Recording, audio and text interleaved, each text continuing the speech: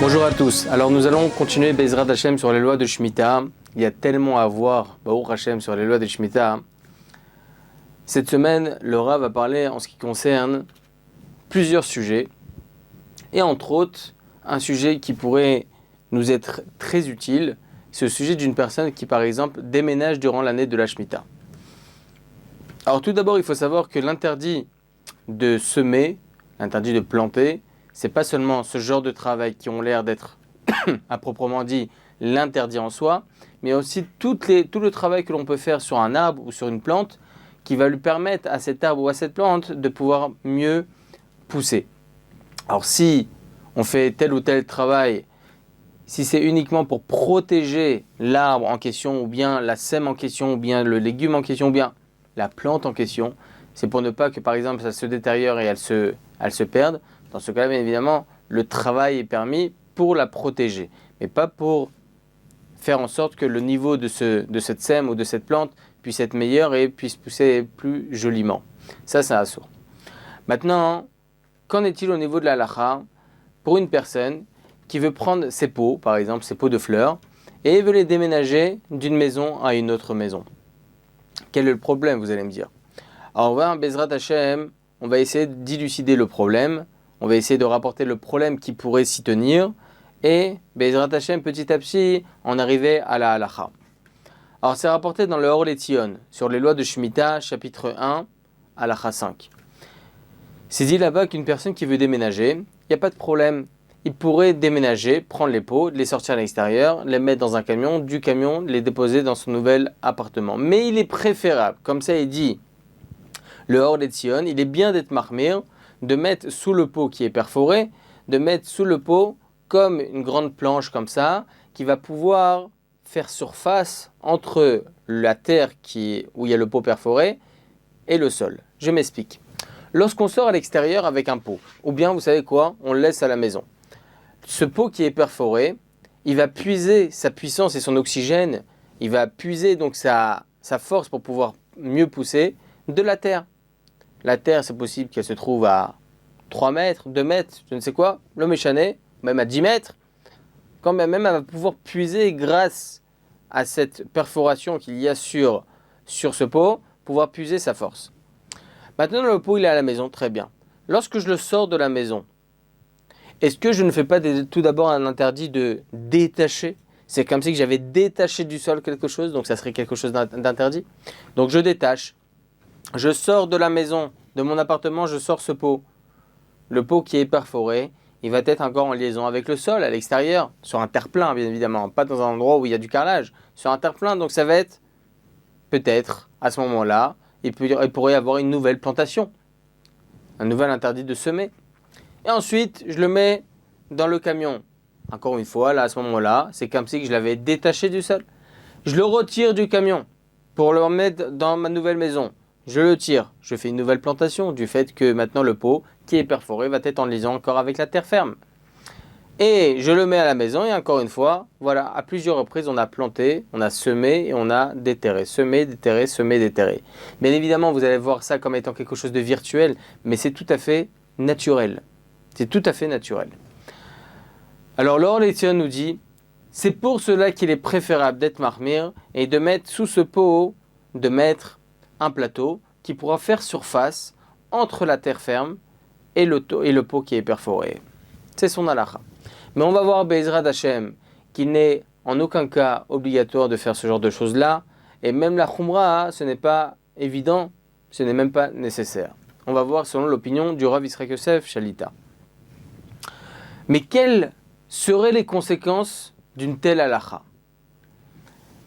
Vous êtes à l'extérieur. Vous voulez rentrer par exemple dans un lobby de maison, d'appartement, et vous avez au-dessus de vous une mirpessette, où il y a là-bas des fleurs qui grondent sur les murs, qui sont détachées, pas spécialement détachées, mais qui sont dans des pots, et qui ressortent, qui débordent en dehors de la mirpessette. Pourrais-je passer sous ces fleurs? Peut-être que moi aussi, je vais commencer à être tolèche, à comme si j'avais détaché cette chose qui permettait à la fleur de puiser sa force, et moi je veux passer devant, hop, et je veux retirer cette efficacité. Serait-ce interdit? Selon l'or l'étion, on devrait, et il serait mieux, d'être mahmir aussi à ce niveau-là. Autre exemple. Que ce soit pour Shabbat ou pour la Shemitah. Ai-je le droit pendant Shabbat ou durant la Shemitah d'ouvrir une fenêtre? J'ai chaud. J'ai chaud. Blarina en Israël, il fait très très chaud. Et j'ouvre la fenêtre. Ou j'ouvre par exemple le volet. Ou bien j'ouvre la porte vitrée. Là, il y a du soleil qui rentre. Je tire les rideaux. Là, il y a de l'air qui rentre. Il y a du soleil qui rentre. L'air, le soleil, l'eau, c'est ce qui permet à une plante de mieux pousser. Ai-je le droit de faire ça pendant Shabbat? Ai-je le droit de faire ça pendant la Shemitah? Alors certes, moi, mon intention première n'est pas de permettre à la plante de mieux pousser, mais uniquement de m'oxygéner à moi personnellement, ou bien d'avoir une vision beaucoup plus sympathique de la vue, ou bien du soleil. Donc moi, ce qui m'importe en réalité, ce n'est pas ce qui va en ressortir de cette action, qui est le fait de pouvoir permettre à cette plante de me pousser, mais plutôt d'une raison beaucoup plus personnelle, de kiffer de l'air, etc., etc. Alors, est-ce problématique durant la Shemitah ou durant Shabbat? Selon l'or l'étion, ça devrait être problématique. Pour quelle raison? On va appeler ça Tosefet Yinika. C'est quoi Tosefet Yinika? C'est quelque chose qui va permettre à ce que la plante en question va pouvoir ajouter quelque chose à cette plante, ça va pouvoir puiser en supplément, voilà, une source supplémentaire, voilà, on va dire ça comme ça, une source supplémentaire de réserve d'oxygène. Voilà, on va appeler ça comme ça. Une réserve supplémentaire d'oxygène et de puissance justement pour cette plante-là.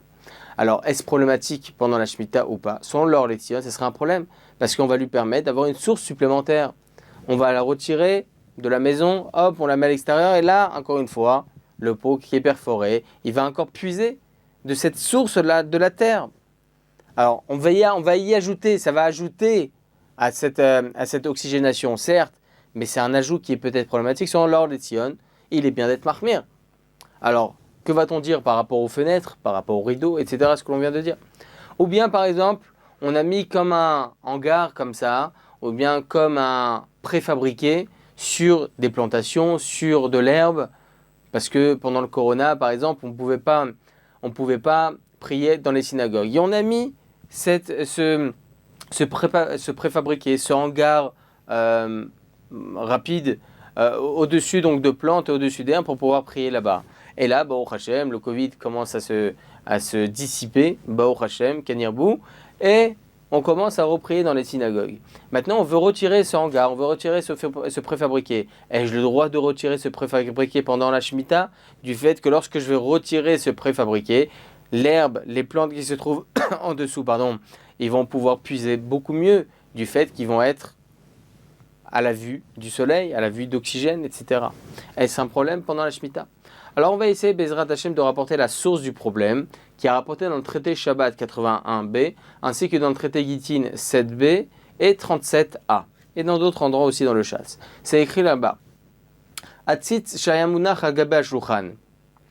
Un pot de fleurs qui a été posé sur la table, ou bien sur d'autres choses. Ve'enichu al gabe karka. Et là, je le prends pendant Shabbat. Là, je parle pendant Shabbat. Je prends pendant Shabbat et je le pose par terre. Il y a écrit dans la Halacha, c'est écrit dans la Gemara, Asur be-Shabbat mishum zorea. C'est interdit de faire cela durant Shabbat, car là, je transgresse l'interdit de semer. Maintenant, les Rishonim se posent la question, est-ce interdit de la Torah ou bien d'ordre rabbinique? Marloquet dans les Rishonim. Selon le Rambam, chapitre 8 des lois de Shabbat, Halacha 4, c'est écrit là-bas, il semblerait, selon les termes employés par le Rambam, qu'il s'agira d'un interdit de la Torah.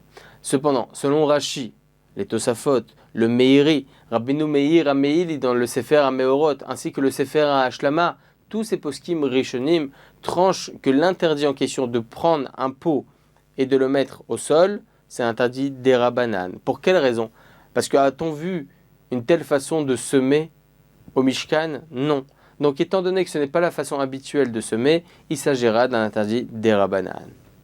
D'ailleurs, le Higletal fait remarquer ce que je viens de dire maintenant, que l'on n'a pas vu ce genre de travail au Mishkan. On a vu bien évidemment l'interdit de semer, mais la façon originale de semer. La façon normale de semer, pas de cette façon-là. Ainsi, pendant la Shemitah, selon tous ces Rishonim, il s'agira d'un interdit d'Erabanan. Donc, en fin de compte, pendant la Shemitah, où nous avons déjà dit dans nos shiurim que durant la Shemitah semée, aujourd'hui, il s'agit d'un interdit d'Erabanan. Déjà, la Shemitah, c'est d'Erabanan.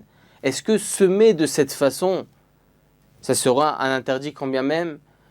La halacha, il semblerait que pas du tout. Parce qu'en fin de compte, Tosefet indiqua, comme on vient de dire, ajouter une source d'oxygénation à une plante. Voilà, je l'ai bien dit cette fois-ci. Ajouter une source d'oxygénation à une plante. Ce n'est qu'un interdit d'Erabanan selon les Rishonim que je viens de vous rapporter. Alors si c'est déjà ça que d'Erabanan, même pour Shabbat, pendant la Shemitah qui est elle-même d'Erabanan, va-t-on dire que ce sera interdit? Non. Parce que si ça c'est déjà d'Erabanan pendant Shabbat, alors pourquoi Chachamim viendront m'interdire ce genre d'oxygénation, de supplément oxygéné, pour la Shemitah qui est elle-même d'Erabanan? Non. Peut-être qu'ils m'interdiront rien de tout cela. On va ajouter autre chose. Mis à part cela, nous avons une halakha. Est-ce que vraiment mon intention primaire, lorsque je vais déménager, lorsque j'ouvre ma fenêtre, lorsque j'ouvre mes volets, lorsque j'ouvre mes rideaux, lorsque je retire la souka ou je retire ce petit hangar ou le préfabriqué de mes plantes, est-ce que mon intention primaire est de semer, d'ajouter une oxygénation, de rajouter justement cela qui va permettre aux plantes de mieux pousser? Non. Moi, ma kavana, c'est le travail en soi. Le travail qui est, par exemple, de déménager ma maison, tout simplement, ou bien de retirer ce préfabriqué, etc., etc.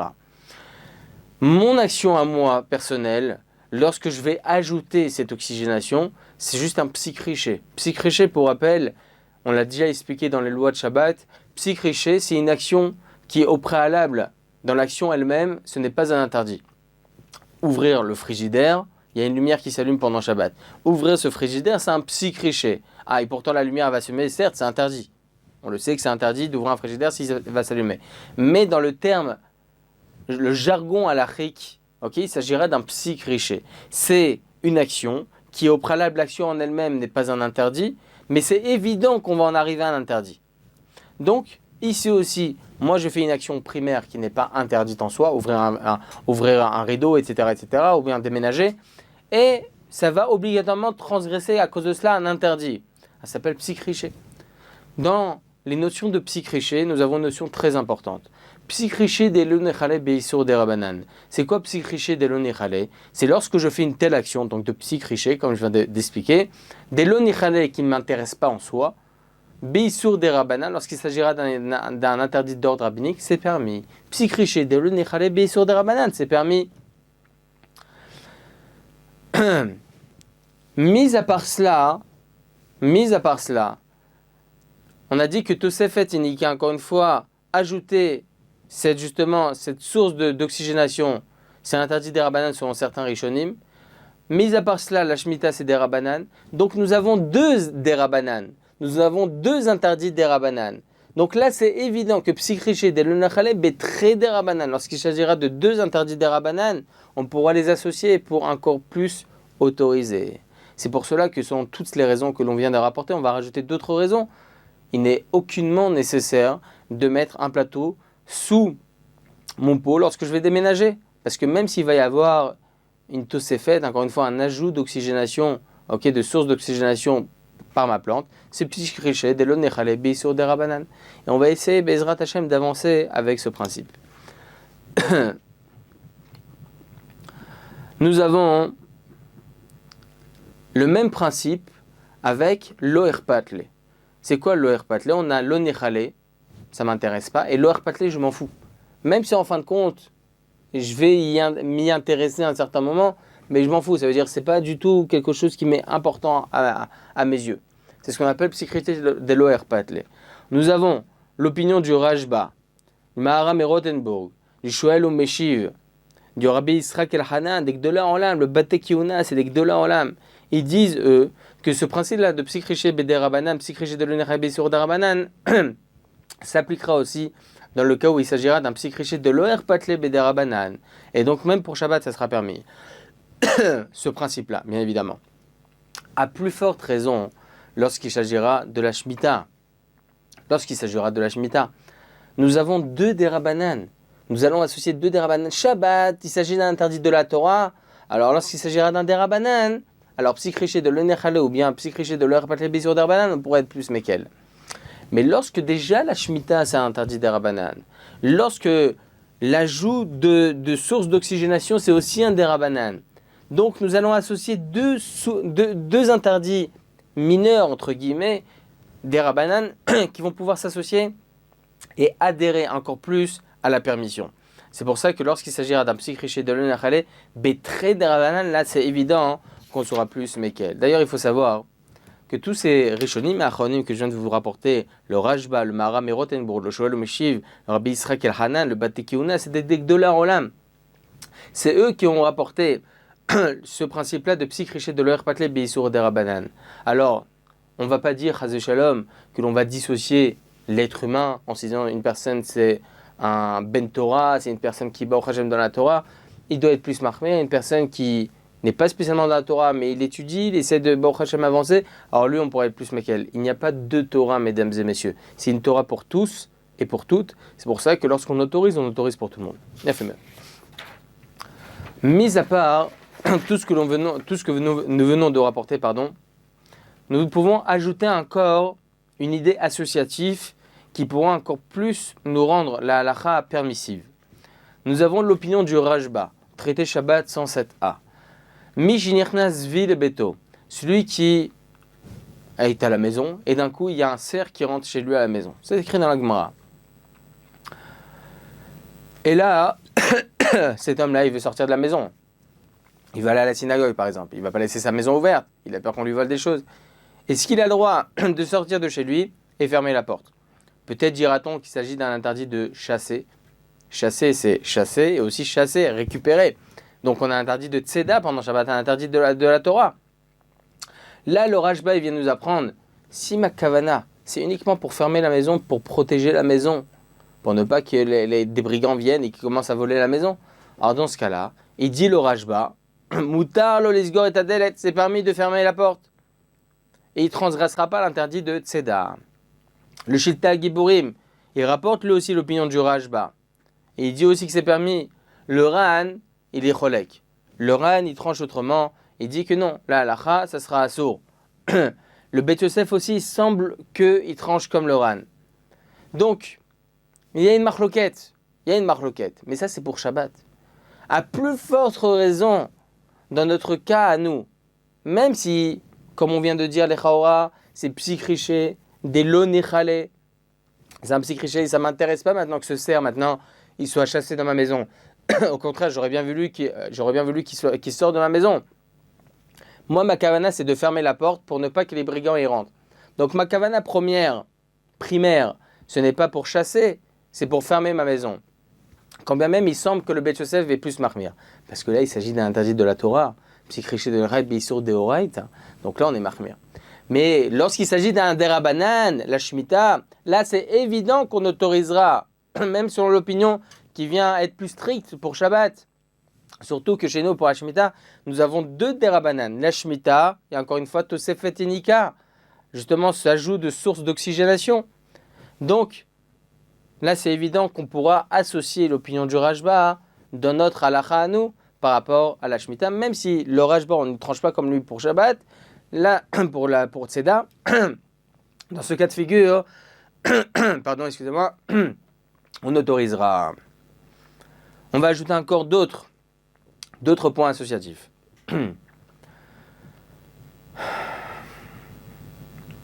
Nous avons ce principe-là que nous venons de rapporter de psychriché bederabanan.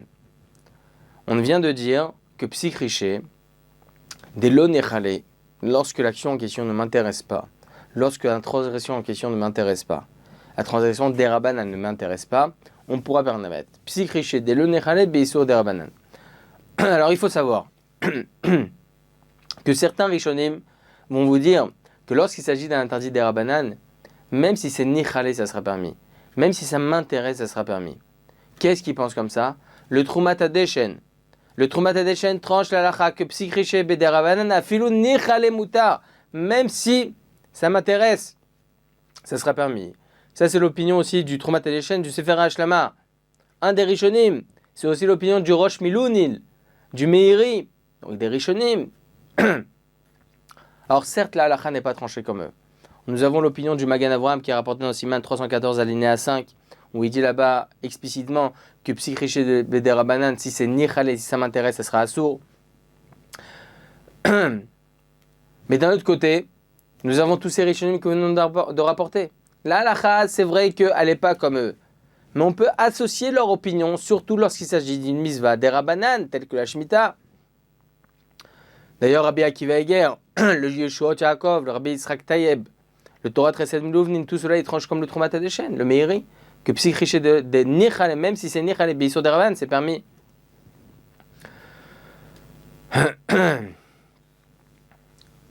Le Shulchan Aruch, il est explicite à ce sujet, on peut l'expliquer du moins de cette façon. On peut expliquer que selon Maran Shulchan Aruch, lorsque c'est un Psikriché des Nichale, même si c'est un interdit des Rabbanan, c'est assourd. Il y a écrit comme ça dans Siman 326 à la 6.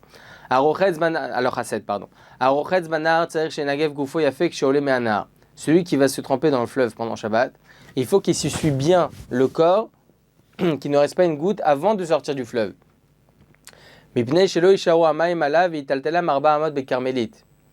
Pour ne pas qu'il reste quelques gouttes sur lui, il en vienne à le transporter 4 amotes dans un carmélite, donc dans un endroit public, des Rabbanan, carmélite. Les filles car lorsqu'il va sortir de l'eau, il y a beaucoup d'eau sur lui, donc là il y a un problème de tiltul birshut bekarmélite, porter dans un carmélite. L'interdit de porter dans un carmélite, c'est interdit des Rabbanan. Suis-je intéressé de cette eau qui est sur moi? Peut-être qu'on dira Psikriché, des Lunechale, sur des Rabbanan, ça serait permis. Maran Aravovadia, dans son responsable Yabi Omer, volume 7, Orachaim, Siman 40, alinéa 6, il tranche la lachava, il explique le Shulchan Aruch, il dit que oui, ça l'intéresse d'avoir cette eau-là sur lui. Surtout en été, ça va lui permettre de se rafraîchir. Alors certes, il s'est rafraîchi il y a une seconde, mais lorsqu'il va sortir, il va y avoir un peu d'air comme ça, peut-être chaud, mais ça va rafraîchir son corps du fait qu'il reste encore un peu d'eau sur lui. C'est pour ça que là-bas, il tranche la lacha Maran Aravovadia. Une des preuves que Maran Shulchan Aruch tranche que Psikriché Beder Rabbanan, uniquement si c'est l'eau Nichale, ça sera permis. Mais si c'est Nichale, c'est assourd. On va ajouter encore un point pour être encore plus méquel et pour comprendre la raison de notre permission. Tout ça, c'est pour autoriser tous les cas de figure que nous avons apportés au début du shiur. On a un din dans la halacha qui s'appelle mita asek. C'est quoi mita asek? C'est lorsque je fais quelque chose sans l'intention. Par exemple, je marche dans la rue et j'écrase des fourmis sans faire exprès. C'est mita sek. Pourtant, c'est interdit de tuer Shabbat. Même un petit animal, c'est interdit de la Torah. Mita sek. C'est l'exemple type. C'est écrit dans la halacha, traité, c'est une Mishnah, traité Souka 42a. Isha lokachat mi ba'ala et alulav beyom tov vesama ota bemaim. Une femme a le droit de prendre le lulav de son mari, le mettre dans l'eau. Pourquoi c'est permis? Parce qu'il n'y a rien qui est fait. Ça ne s'appelle pas semer, c'est rien du tout. Pourtant, ça va lui permettre à ce lulav-là de pouvoir se garder, se conserver. C'est permis. C'est pour ça que selon la halacha, il est permis de prendre des fleurs, par exemple, et les mettre, par exemple, s'il y a quelqu'un qui vient à la maison, on est dans un endroit où il y a un hirouv, etc., il n'y a pas de problème de porter dans un endroit public le Shabbat, il vient avec des fleurs. Ah, Toda Rabba, merci beaucoup, très bien. Où je vais les mettre, ces fleurs? Je vais les laisser sur la table? Non, je vais les mettre dans un vase. Même un vase avec de l'eau, ça sera permis. Dans quel cas c'est permis? Dans le cas où toutes les fleurs ont déjà éclos. Si les fleurs n'ont pas tous éclos, alors il est préférable d'être marmire dans ce cas de figure. Mais même ça, c'est pas interdit en soi. Mais si tout a éclos, tout est nickel, lorsque je vais les mettre, ces fleurs-là, dans un vase avec de l'eau, c'est pas interdit. Ça va juste les conserver. Donc le din de Mitasek, il est le suivant. Je vais vous rapporter ce qui est écrit dans la Torah. C'est écrit dans Vaïkra, chapitre 4, verset 23. Asher hata ba. C'est-à-dire quoi? Asher hata ba, qu'il a fauté. C'est écrit, Rachamim nous explique dans le traité Kritout 19a. Vedarshu Rachamim prat le Mitasek. Lorsqu'une personne a le faute, mais évidemment qu'elle transgresse, mais lorsqu'il est Mitasek, lorsqu'il fait quelque chose et de fil en aiguille, il y a un interdit qui se crée. Je marche dans la rue et j'écrase des fourmis. Je n'ai pas fait exprès. Ça, il n'y a pas d'interdit. Alors, est-ce que le mitasek en soi, est-ce que moi, à Kippour, je vais commencer à dire Hatati, Aviti, Pachati, j'ai fauté, etc. Je vous donne deux exemples types. Vraiment deux exemples que l'on peut, Be'ezrat Hashem, bien comprendre le sujet. Vous êtes accoudé sur le mur, par exemple sur un muret. Et là, vous êtes en train de parler à votre ami de cours de Torah que vous avez entendu sur Torah Box, etc. Extraordinaire, le raftel, magnifique, magnifique, magnifique. Et là, vous êtes adossé sur le mur et vous n'avez pas fait attention. Vous êtes adossé un peu plus loin et là, vous avez allumé la lumière. Est-ce que sur ça, on doit demander kapara? Est-ce que sur ça, on doit demander pardon à Kadosh Baruch Hu? Ça s'appelle mita'asek.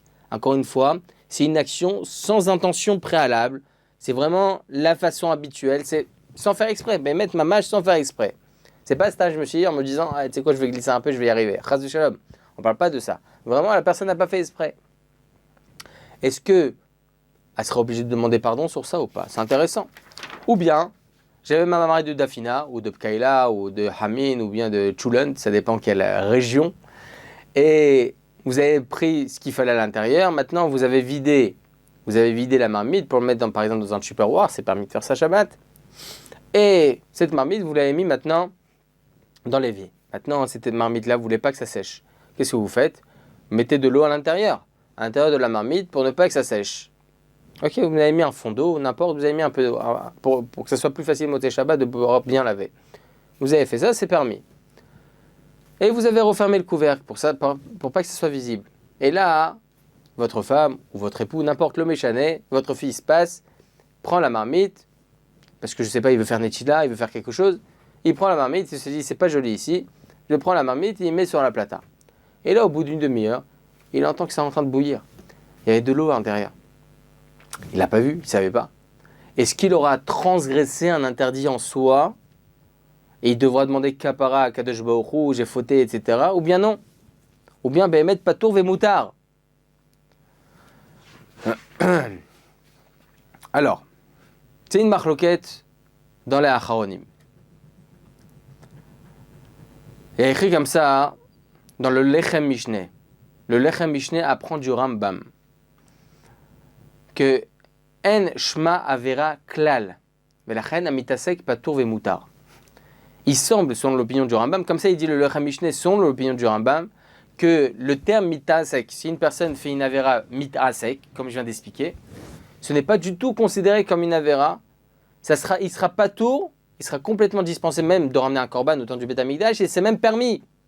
C'est-à-dire que dans l'absolu, on va voir c'est quoi la permission. Bien évidemment, les 4 édas, il n'y a pas de mitasek, ça n'existe pas.